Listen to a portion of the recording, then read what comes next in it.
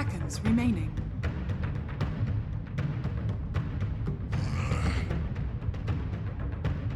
Dire team pick.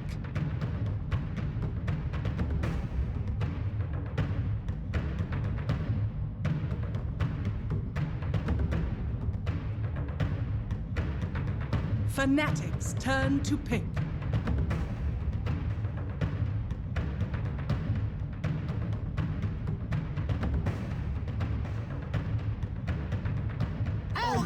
Juggernaut. Dire team pick.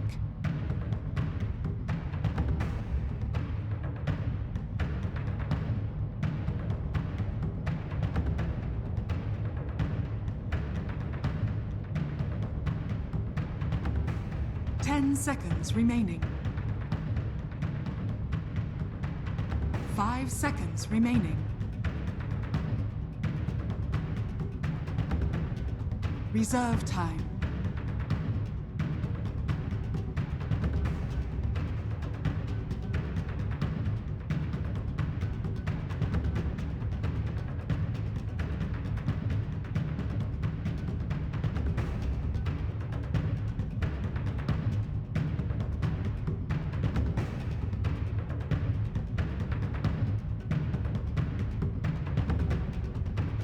Dazzle. Fnatic's turn to ban.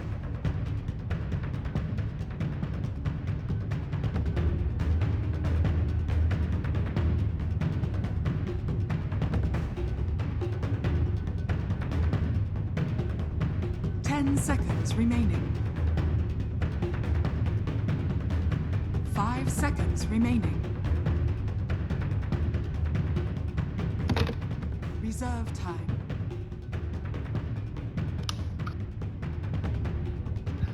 Ladies and gentlemen, hello and welcome back. After that very short break, we're going to be moving right on along into Warriors Gaming Unity versus Fnatic.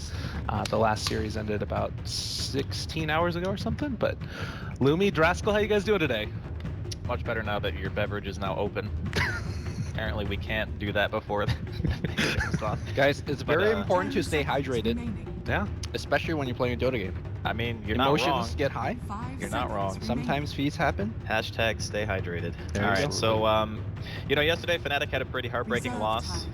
up against Meneski. Hmm. I did think Meneski were going to win, but maybe not quite in the fashion that it occurred. The first game was a game. Fnatic Standard Dota. Dota. We'll, Oh we'll my call God. it that. It was actually completely insane. It was like 75 minutes or something like that. Yeah, it was absurd. And like the Lifestealer build, you know, all of the, like, I think he changed his items 4 or 5 times throughout that.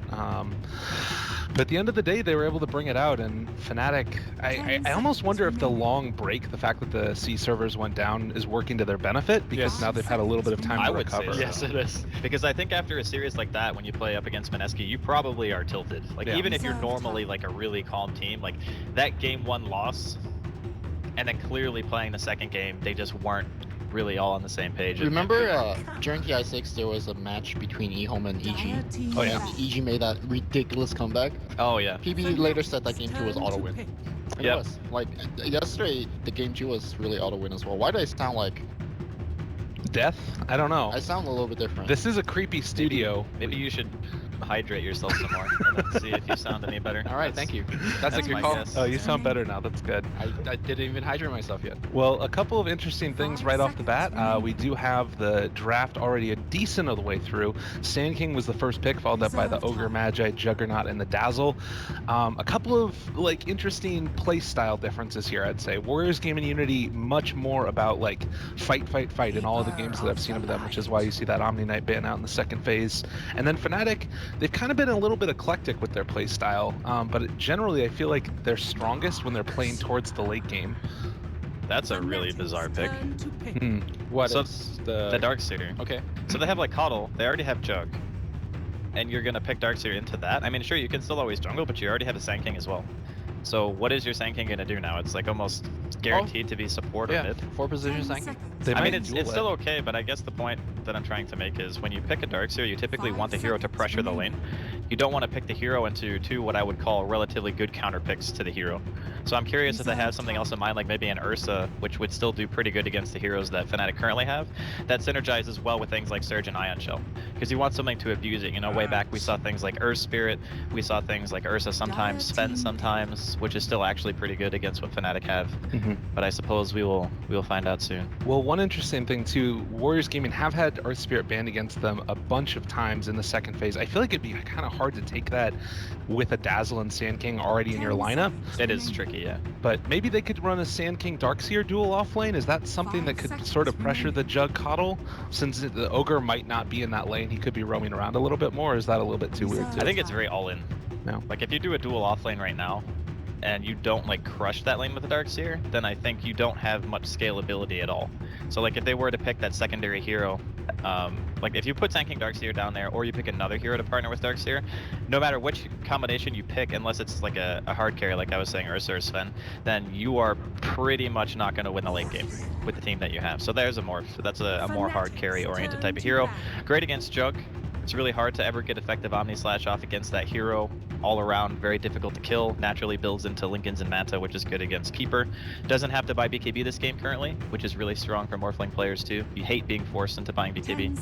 So a very solid pick here from Warriors Gaming. I think the last time we seen Warrior Gaming, you and I casting together, Andy, with Nahaz, there was the Ajit Morphling that was complete. Like he went 8-0-3 before, I think, falling to Mineski's Miracle Juggernaut. So this player, most likely Ajit will be playing it. He knows the hero in and out. He's super good at getting the early farm, like something like a 16-minute Linken's, and then you get that EB. I fear for Jimmy. Even for AU on a very tanky Ogre, you could still, you know, get bursted down. So. Well, and one other thing about this lineup too, they actually, the reason they went through the open qualifiers was because they switched out X Nova for Wen, and he is like one of the best at controlling the early lane equilibrium for a safe lane hero. Like I've seen him and watch him in the open qualifiers and some of the recent matches as well, just like constantly pulling and also setting up last hits for his carry in lane even, which isn't something that I see all that often. And I think it's partly because Ajit isn't as strong of a laning player as he is like late game decision maker on a carry. But oh my god, Necro! Ayo. What do you guys think about this? I mean, it's a lot of sustain. You have a mech carrier in the DS, you have Dazzle, you have Necro. It's a lineup that can actually do a lot in the way of pushing early if they really want to. And even against heroes like Axe and Ogre, who are notoriously tanky, and a Juggernaut who can spin, the amount of sustain that they have, it doesn't really much matter unless the Axe is able to get to a pretty decent blink timing. And even then, I would actually say that Fnatic's lineup against what Warriors Gaming have actually lack damage. Reserve time. Like, I agree. The Shadow Wave, the Death Pulse, the mech coming out, like it's going to be really hard to actually get any of these heroes down. I'm a big fan of picking Necrofalls in a lineup where he doesn't need to get the mech. Darkseer most likely will get it this game, so it allows Necro to go for more offensive items if he chooses to. I think the build that at least I think works very well are something like a Blink Dagon 1. You could farm in this, if you farm very well, you put a Midas in front of that, you get quick levels. And once you get that level 2, level 3 Reapers up, the mid-game fights are much in your favor. Now, this team doesn't necessarily push very fast, but because of all the sustain, they can kind of stand in front of a tier 2 tower for a while. Yeah, even against a Keeper, and you just slowly kind of break it down. They almost never have to base if they have the core items up and available. I mean, that's not even talking about stuff like Pipe as well, which will make the Keeper and the Ogre's damage more or less negligible, and they're just gonna go for the Mushi Pugna again. This is a great counter though, right? Yeah, they've done this a lot, and obviously Necrophos expends a huge chunk of mana, so does Dazzle and Darkseer. I mean, 4 other heroes are pretty much caster heroes. So going into this game, the big thing that I was going to look for was Fnatic going to try and just push it to the late game after the Warriors Gaming Unity aggression, or if they were going to try and match him in it. And it looks like with that Pugna pick, they're really heavily committed in towards it. Mushi, when he's been playing the Pugna recently, he's been taking Guardian Greaves as opposed to going for like the traditional Aether Lens Aghanim Scepter. Against this lineup with the Necro in it, like how worried do Fnatic have to be about the late game that Warriors Gaming Unity has? Oh, it's terrifying going late against Necro. It doesn't even matter if you're like ahead or behind. It's just the fact that if Aghanims is up and they have like Blink Dagger and Sand King and Necrophos and you get Reapered, it could just be the end of the game because you're dead for like 2 minutes. And 2 minutes in Dota is an eternity, especially when you're post like 30-40 minutes. So it should be a close game, I think. Warriors Gaming, obviously, with the crazy sustain lineup, they're going for the mass TPs here. See what they manage to do. Probably just going for vision. I mean, their level 1 is actually pretty strong too. They could most likely get a kill on most heroes. Oh my god, there are 5 of them. What are they doing down here? They just all TP'd. That's 250 gold. What? Are they trying to do some level 1 Roche kind of stuff? Nah, wait. That is. I mean, their Roche is so slow. You don't get here this fast. Everyone for. They bought a Bassi on Morphling. Oh, yeah, they were trying to had a Roche. Blightstone. They were trying to Roche. Oh man, that is super unlucky for them because. Did they level? They haven't leveled. No, they didn't level. But the let's be item honest. commitment.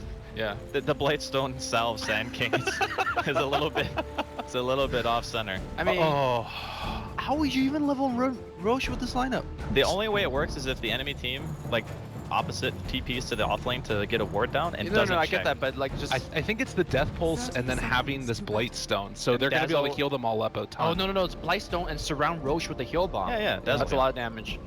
I don't know, dude. It can work. It's just really high risk, like really high. Does it even give you level 2 anymore? I don't think it does not. It does not. Jeez. And like Although- scouted instantly too. I suppose you could like have heroes lead the pit and give Necro like level 3. That's the thing. If you like give Sand King like level 3 or Necro to level 3, that's pretty good. Well, it does look like Warriors Gaming man. Unity stymied in their first one. How do you feel like this sets them up for the rest of this laning stage? Is it a huge detriment, or are they still kind of okay? They're fine. I mean, it's annoying because if they had gotten the Roche, then their lineup would have felt really comfortable. They get a nice influx of gold that pays for all the TPs that they used, and it would have been cool. But at the end of the day, I don't think their lanes are predicated around getting a level 1 Roche. They still have like pretty respectable laning phase. Well, I think a lot of this draft is actually a level 1 Roche draft, right? That didn't work, and I don't know. Dude, I think they're actually fine. I still like their lineup late game. I wonder if they're going to be punished for it at all. Like, just as this early start goes out, Kangaroo getting ran down by Raven, and, well, isn't going to be able to finish off and find the kill, but still already a certain bit of dominance in this lane. I mean, it's not the easiest lane to kill in the world. Juggernaut's probably one of the better heroes at dealing with this type of aggression, which again is why I kind of was scratching my head at the Darkseer pick. I thought they had something a little bit more, I don't know, killy in mind. Like, Sand King is still alright. And either one of them can collapse to the jungle at any given point if they feel like it's no longer worth it to do that dual lane. So they have some flexibility to fall back on if the lane doesn't go favorably. Oh man, and another little thing up here in the top lane, they de-warded the pull camp, but then Ogre was able to walk in with another sentry and then take out the one that was de-warding. So this is going to continue to be blocked now, and Xnova, he does have enough for another ward of sentries, but yeah, that might be a little bit too heavy a commitment. It's definitely a nuisance. Like, Xnova wants to be able to get some kind of EXP and block the pull, but he might actually be in trouble for this. Oh, getting ran down. They do have the battle hunger on him, and it looks like they are going to be able to take that Dazzle out of here. So another win for Fnatic in this early stage. I think he was a bit, not optimistic, but assuming that Ohio didn't have battle hunger skilled. Because if he doesn't have battle hunger, I don't think he dies there. He's able to just walk away. But I think Ohio either held on to the skill point or just preemptively put it in because Ignite plus Battle Hunger slow is actually really significant when the enemy safe lane doesn't have a peel mechanism. So there's no stuns. It just means that you get walked down. And unfortunately for Xnova, he just couldn't really do anything about it. And Amorph is, Ajit is just standing there going, well, I did my best. You know, I'm morally supporting you in your time of need. Hey, Hake even +2 armor with that Ring of Basilius. I mean, I guess so. There you go. Well, the Invis Ogre up here with Mushi in the mid lane, and Nana, it doesn't look like he knows it's happening, but... I mean, Afu is also standing on the other side of the river too. With the Blightstone, dude. Yeah, he actually put the ward down, so he sees the courier, but I don't think he's going to go for it, yeah. Keeping it cool, calm, and collected. I think this is a really good answer, too, from Fnatic. Like, identifying that they could punish this safe lane for a little while, at least, before there was any other rotations. And, you know, already causing the Morph lane to have a little bit of a problem is they have jumped upon the Necrophos. Body Flocks are there as well. They have the Fire Blast, trying to find the kill onto Nana. They do turn it back around. Mushi, Fairy Fire. They find the kill. So I know we beat the level 1 death, level 1 Roche to death already, but that's like a Fairy Fire that Necro doesn't have. That's a Windlace that Sand King normally doesn't have, even when you play the support position. I mean... But don't you think that if he just walks away, he lives? But no, I think it's more so that the Fnatic team chose a very good time to initiate. They did it right after a death post. So there was none of that burst heal until the second one came out. I don't think he could have actually left though, because there was not the Greptify, the slow, the ignite slow on him. Yeah. I don't know. I'd have to watch the replay to be sure, but I think he actually just got really greedy. Oh, he wanted because- to return kill his Yeah, I person. think he wanted to kill Mushi and then like trade his life because He was if, close. if he dies and he gets solo EXP for Mushi and then Yeah. the support gets experience for him, it's still better for the mid because he would have been like level 5 after that. But yeah, hard to say. Well, early laning stage now, 4 minutes into it, and it feels like the laning stage is starting to even out a little bit as Demon's going to TP out of there. Is there any team that you feel like is, well, Kangaroo also going to TP out, doesn't get brought down by Raven, is significantly happier with the laning stage, or is it still kind of even across the board? I think if you're Fnatic, you're super ecstatic about the laning stage. Axe is leading the net worth, or last hit, excuse me, and he's not even jungling, right? He's actually slowing down the Morphling's farm. Yeah, Ohio is just owning this lane. Normally, you know, earlier I mentioned Ajit as a beast of a Morphling player. I only seen him do well when he's getting free farm. This game, he's not getting free farm, so, you know, we're gonna see that early blink dominate this game, in my opinion. Well, I mean, he's going Vanguard, I think. Or actually, in this game, do you go Vanguard or you just go Hood? He already has the Ring of Health, so Yeah, but I mean, that's a it good still point. could be Hood, yeah. Because it's DS, Sand King, Necro, like there's so much magic damage actually. I think both items are pretty good. If he had somebody stacking Ancients, I'd say Vanguard maybe, and then into Blink Dagger and Pipe after. But if he's not going to go for the stacking play, then I think that it might just be a Hood. We'll have to see which way he goes for it. I think that it also depends on how these next couple of minutes of the laning stage go as well. Like, if they really start, you know, owning, then he could just go for a Vanguard and take the whole enemy jungle if he wants to. But surged up Ahu coming into the top lane. They want to make something happen here. Oh my god, but Got Pugna that. has a haste rune. Yo, he's got that Blightstone though. This is the play.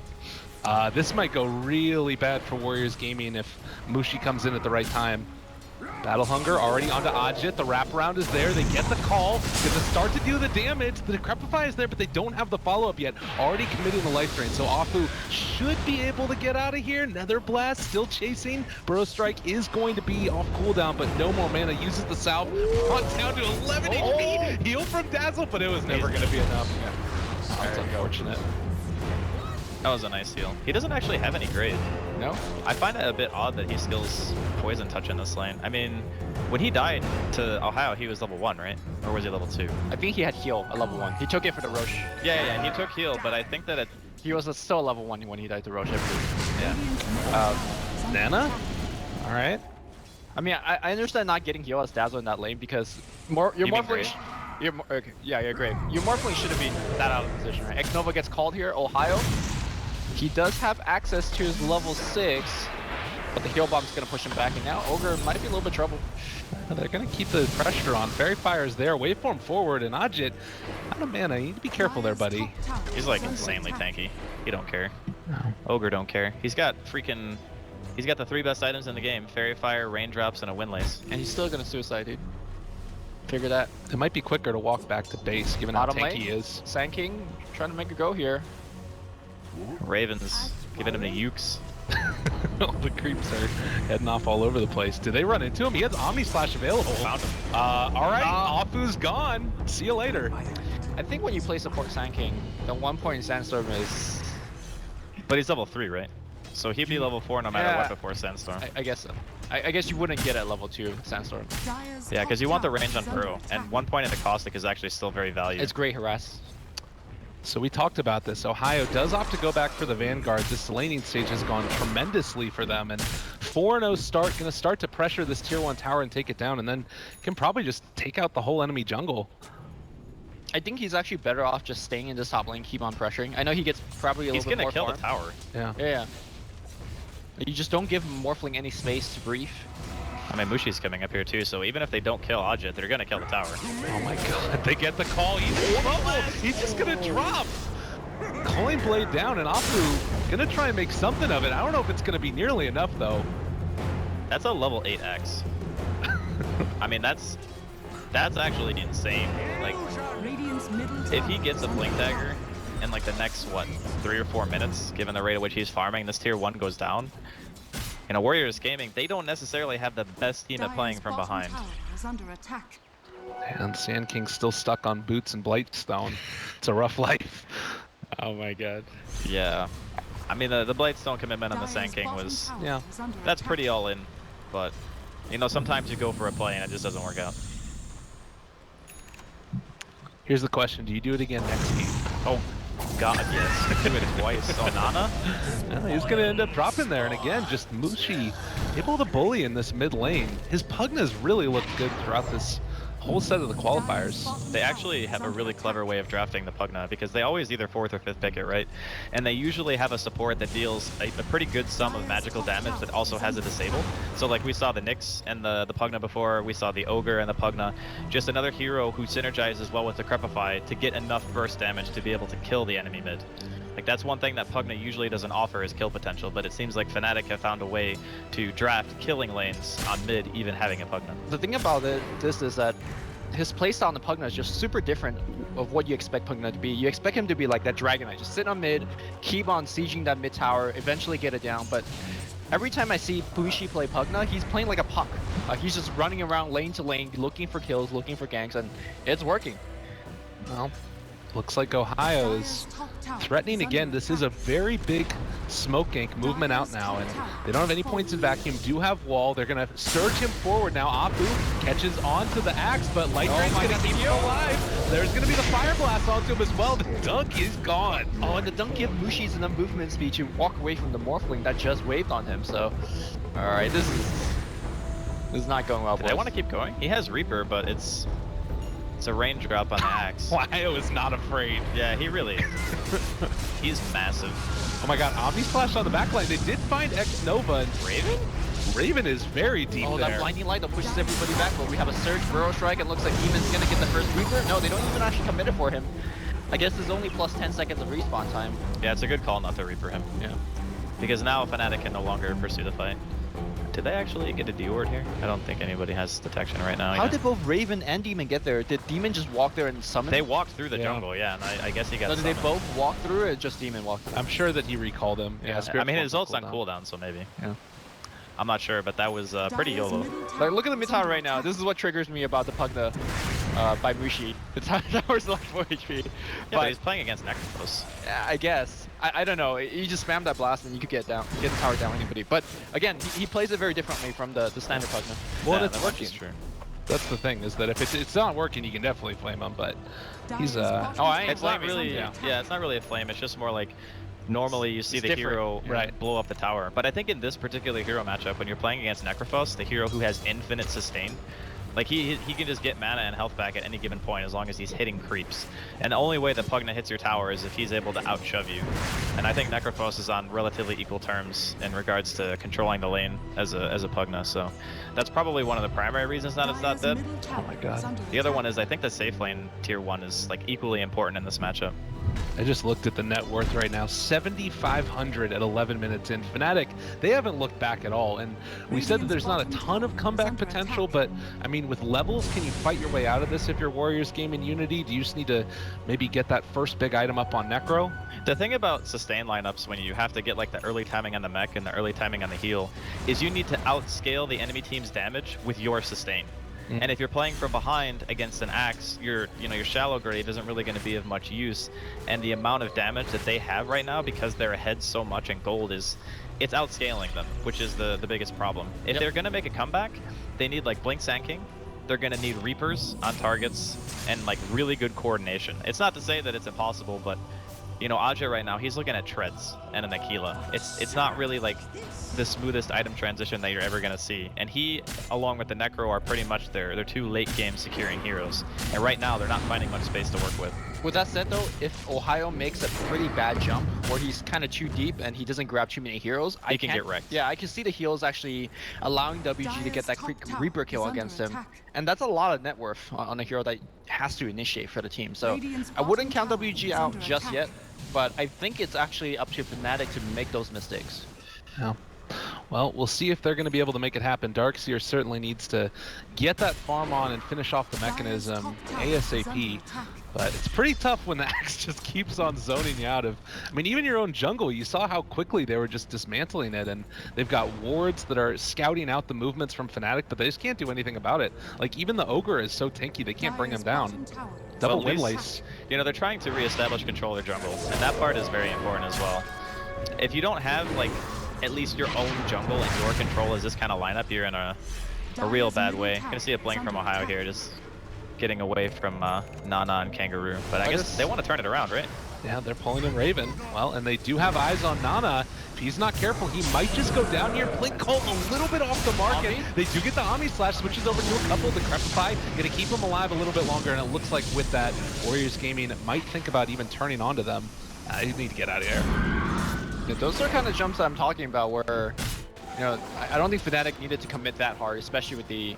If you miss the call, the Omni wasn't gonna get anything done, honestly. Well, I mean, if it was level 2 Omni, maybe, but he's only level 10 right now. Yeah. He got what, like 2 bounces, and then he went back to the Darkseer or something like that. Yeah. Yeah, Raven's definitely been the very aggressive member of this team that's been seeing him just play that like super aggro style, either with the Juggernaut or whoever he happens to play on. And it kind of balances out a little bit more from, I don't know if I would say that Mushi is not aggressive, but less aggressive. I mean, that guy walked to the safe lane of Warriors Gaming 3 times this game already and tried to fight people. I'd say that's pretty aggressive for a hero that has 1.2 strength gain. I say Raven's more of the solid rock on the team where he's aggressive, but he's very controlled. Like you look at Raven and you know what to expect from the game. He's not gonna feed away a lot of kills. Yeah, he seems to be... Like, even that Omni Slash, even though it was a low percentage kill, it was never putting him in any danger. Exactly, yeah. Well, sitting here 15 minutes, and it does feel like they've at least evened the ship a little bit. It's not completely capsizing, but we'll have to see if they can actually find a solid fight. What do you think it is? Like, do Warriors Gaming just wait for the turnaround, like the counter-initiation play, or can they be aggressive in their own right? Without the Sanking Blink, no. So they have to, again, wait for a Fnatic mistake, which I don't know about this Veil choice. I think Veil is actually very good on Necrofalls if you have the lockdown to set you up for that combination. But again, you're only looking at Sanking to do that for you. Andy, do you think it's like a Veil game? I think it's like one of the better items to make a comeback. It's not as all in as Dagon, I feel. It gives you like pretty reasonable stats, tanks up the hero, in addition to also giving you like Veil plus Epi. Like that still is a tremendous amount of damage, even against a team where, you know, Fnatic might have pipe by the first time that Sanking even has Blink, given the rate that Ohio's farming. So it's kind of like a double-edged sword. It's a great item if you could get the combo off, but if you don't, then... I'm just thinking of like, let's say instead of getting a Veil, you go for something like a Yules that could supplement your farm, maybe a Force Staff that could help yourself or your team. I mean, if he buys Yules, he dies in a Blink call. Like, that's fair.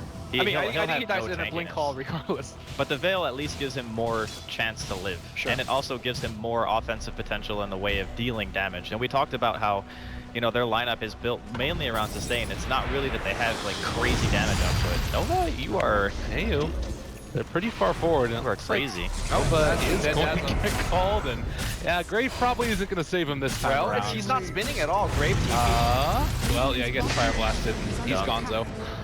They're also going to move in now, trying to find a secondary kill onto Kangaroo, but not going to be able to get him.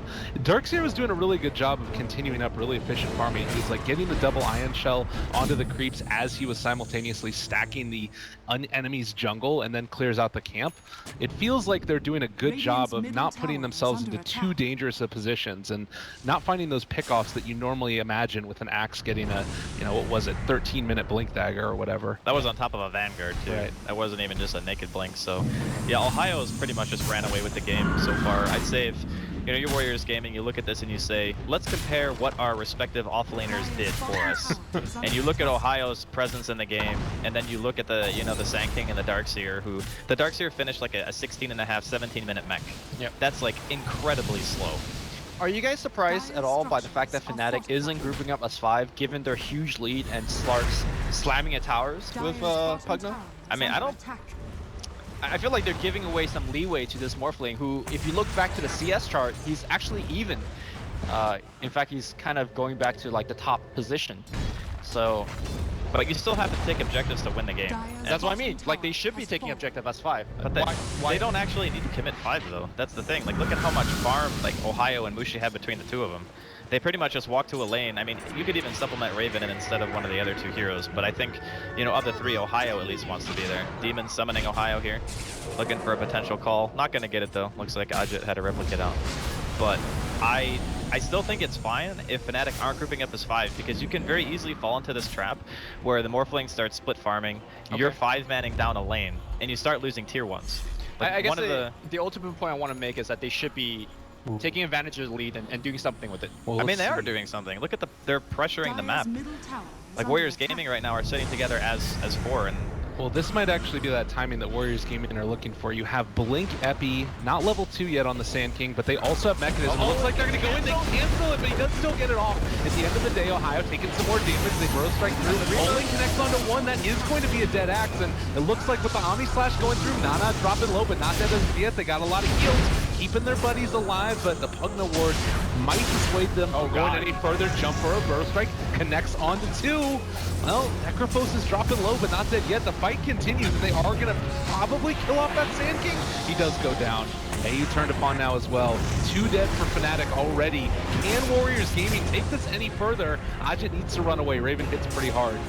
I think that with that, Warriors Gaming just need to back out, but Raven wants to chase them down, and he is on top of Nana. Chase, not going to be enough. They got so many ways to save. Great play by Ajit. They take down the Pugna Ward, maybe. Nice secret, keeping it alive, and, well, they're chasing down Mushi. This could end up being another kill if they can find this one. This is looking great right now for Warriors Gaming. And this is where a sustained lineup really gets its traction. A very long, drawn-out team fight where they don't get counter-initiated on. I'm surprised that Fnatic stayed this long without their best initiator, and they got punished for it. yeah, I mean that was pretty much what Lumi was talking about earlier.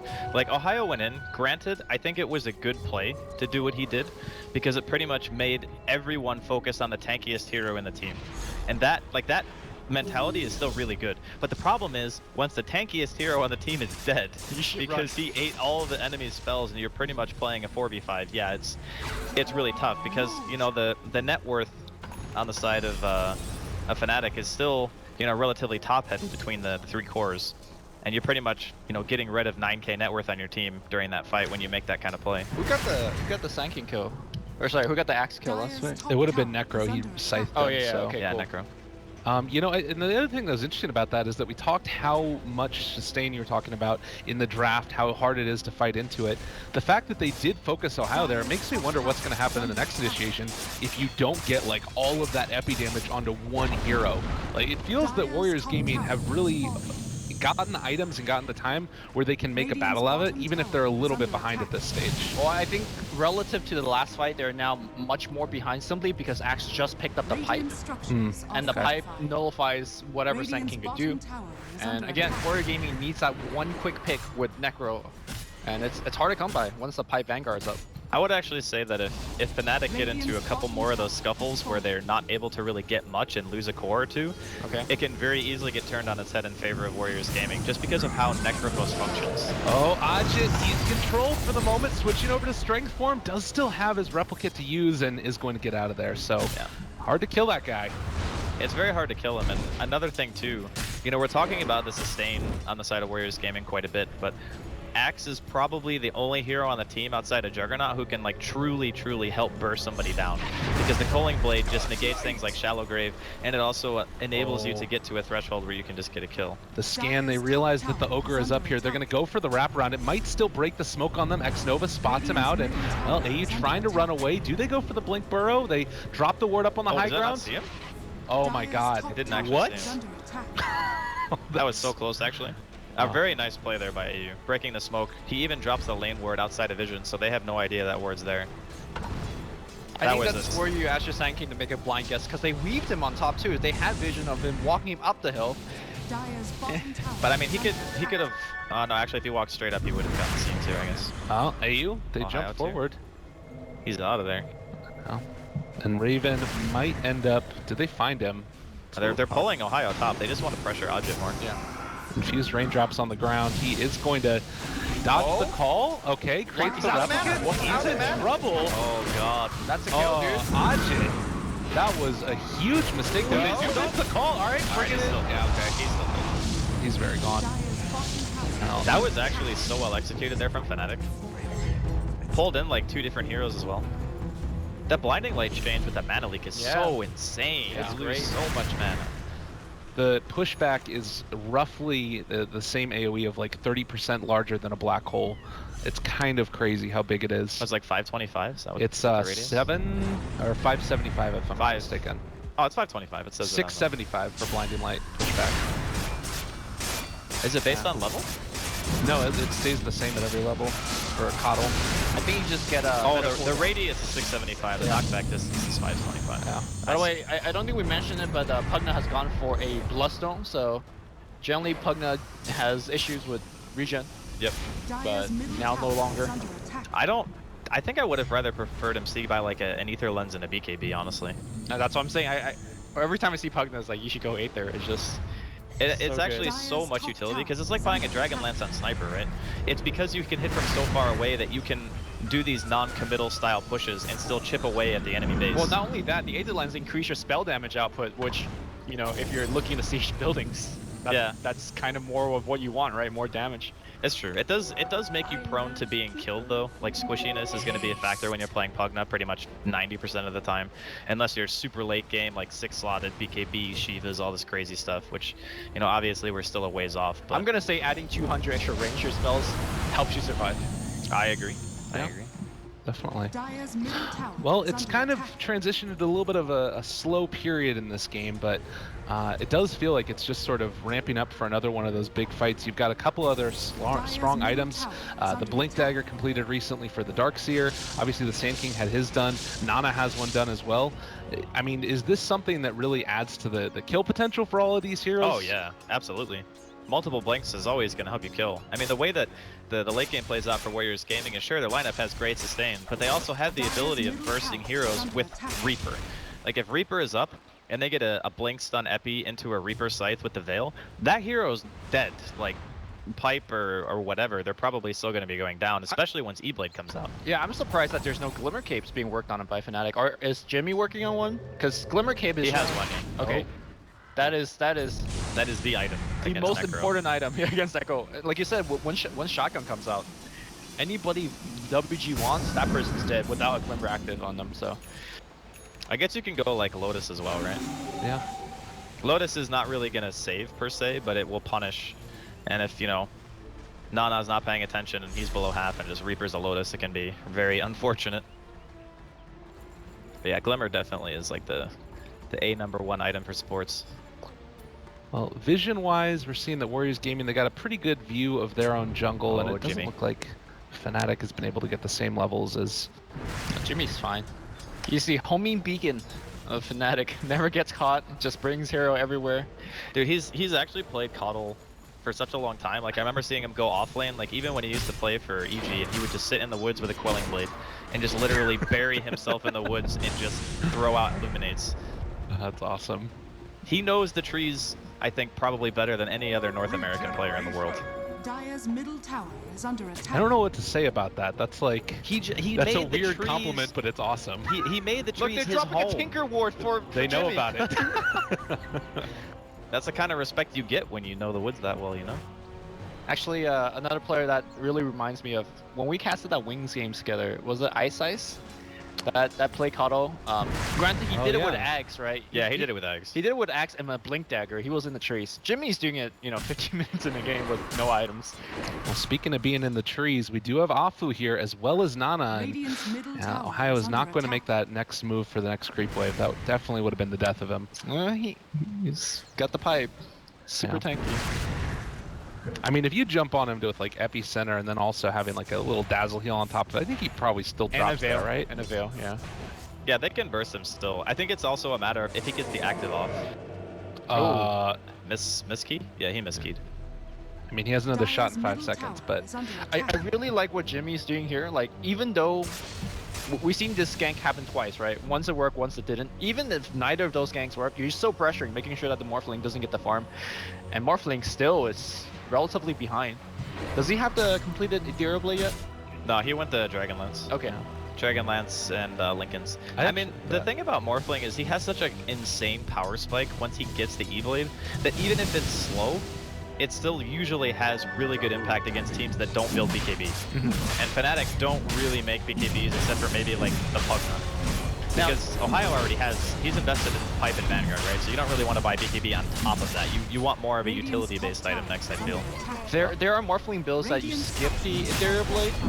What are the justification and I guess benefits and weaknesses? They're going to be late. I don't know if you skip it this game. I mean, maybe it's so good this game because of the Reaper, right? Yeah, I mean, maybe he could buy Manta for like stuff like Mana Leak, and truthfully, he still is very hard to kill. So if you wanted to go full right click, I think it would take a little bit longer, obviously, to come online. Whereas the E-Blade's just one item, and you get your influence based off that. But yeah, Fnatic, they're gonna get the Roche. This is a long smoke that they've gone for. They get them to go onto the replicate. This is actually a huge play if they're able to find him. The ward is there though. Catches onto 2, Epicenter wall drops as well. Onto 3, that's going to be a dead Coddle right off the bat. Epicenter still going to the Omni Slash, still off the Sand King. Now turning onto the Morphling as well. Ajit trying to hide away in the Roche pit. Nana still doing his damage as well. Looks like Fnatic will back out, so they trade 1 for 1. That's with the Roche. I mean, I guess given the fact that, you know, Fnatic did just get Roshan, trading a 1 for 1 with a team who's leading in net worth is still valuable. And it does also mean that for at least a little while, Fnatic are not going to be able to push directly down mid. Although I say that, and Mushi's still looking pretty good on the health front, so maybe they do just go straight down mid anyway. You know, it was really weird. They were grouped up all right here, and they took like the longest route possible to get to the Roche pit. I guess they didn't really want to contest. They just wanted to try and catch them off guard with the fight. Well, you don't really want to go through the choke point where you assume the enemy team's going to have wards. That's the part about it that makes it scary. So when you go from the back, you have less of a chance of running into the frontline heroes that Fnatic want to tank damage, and you can maybe get like the Keeper of the Light down, for example, or Mushi, who's usually going to be sitting in the back. I'm surprised they committed the Reaper for it. I guess you just Reaper any target you want, but obviously you're looking at more the juicier targets, the Pugna, the Axe, and whatnot. In that kind of moment, I think it's whoever you can get at the point, because it's like very chaotic. Yeah. You know, they were trying to focus down the Nether Ward too, and whatever kill is presented to you, I think you just kind of have to take. You know, Burrow Strike, they might actually be able to take him down again. They have Scythe back up, and Raven turns upon him. A ton of damage being dealt out. They do end up being able to get the Shallow Grave, keeping Nana alive for the moment. Raven is still sticking around, and if he sticks around too long, the heals. The sustain is right there. Nobody dies. They've just got everything. Necro was sitting there with 100 movement speed, so like, yeah, I'm gonna whatever. Oh, is Ohio actually still going back for BKB? That's crazy. It's a very defensive build from him. I mean, it's still a great item. Reaper is the only way that he really dies in this game, right? Yeah, that's true. Yeah. They got 2 Glimmer Cape, I believe. I think Ogre's got 1 more. AU has 1 too, yeah. I mean, that's the right way to play against. I mean, I guess this is showing one of the biggest weaknesses of Warriors Gaming lineups, and Lumi asked earlier if there was any merit to going right-click morph. Yeah, I think the merit seeing all of this is you don't go shotgun anymore, right? No, he's still gonna get it, I think. Yeah. But the merit of it is that you are so heavily magic damage comprised that it makes things like Glimmer and like BKB just volumes better than in a normal game, because you don't have any damage split. Okay, they jump, break the Lincolns. Jit in some trouble, is just gonna morph out of there. So one quick thing to mention also in the sort of dynamics, Nether Ward does break Sand King. Does break Blink Daggers for Sand King after he epicenters, so he has to wait that extra little second to make sure he doesn't. Well, that extra second means you're losing Nana, they've already done it. He's channeling it up. He's going to try to jump in, and he's stuck there. Is a little bit too late to the party. Raven has already taken down the Necro, and it looks like with that comeback, they're going to buy back on the Necro and force him away. You know, the one thing we're focused on is sustain on the Dire side, but Fnatic's got Healing Ward. If Pugna wants, with the Axe, he could just keep healing the rest of his teammates anyways. He's got Bloodstone for his own regen, so you saw the Epicenter. They come out of it full HP.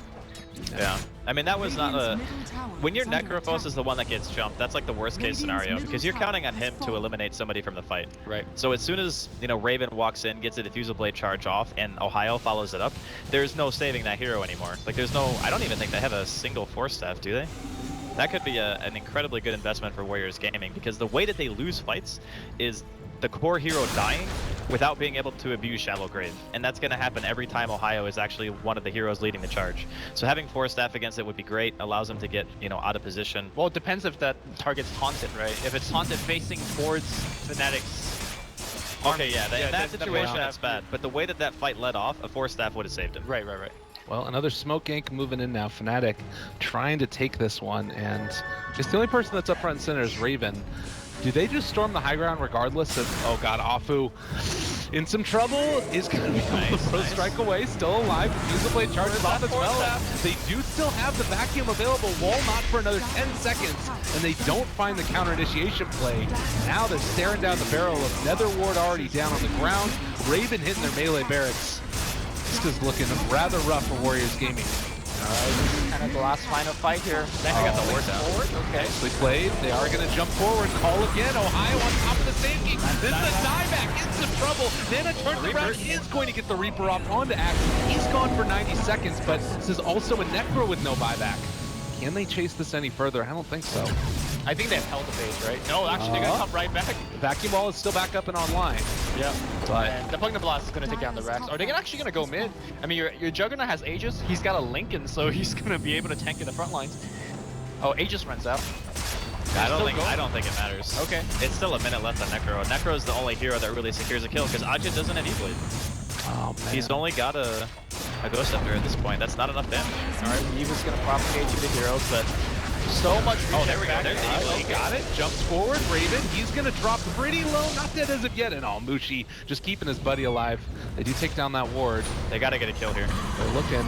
Right clicks, doing a lot of damage. Waveform forward, trying to find him. Defuse away, turn around. Raven taking him low, and now the life drain also. Ajit is going to get grave, but can they find the dunk? It doesn't even matter. He's going to replicate out on nothing. So low, but he can get back into the fight. TPing away is going to be Kangaroo, but broken instantly, and life drain from afar. He falls. Mushi's on a killing spree. Oh, Morphling, I think it's porting back into the fight. That ward is also doing so much work. Barrel Strike's gonna miss because of Lincoln Sphere, and now it's gonna be Decrepify, Life Drain, Sand King trying to scuttle himself out of there. Oh my god, Nether Ward getting a kill, and this Morphling just not hitting hard enough. I mean, he didn't even E-Blade anybody yet. Okay, Reaper. Oh, we got Oh no, Raven. That was... He's fine. That's it. Yeah, I think that's GG right there, boys. That is a rough life indeed. Actually, Ajit might be able to kill a support with this combo now. Okay, never mind. Ohio's here. Radiant's Game is hard. That's going to be the Merrick's, and well, 35 minutes into it, you take a look. What felt like it was evening out a little bit for Warriors Gaming Unity is just falling apart, and GG is going to get called.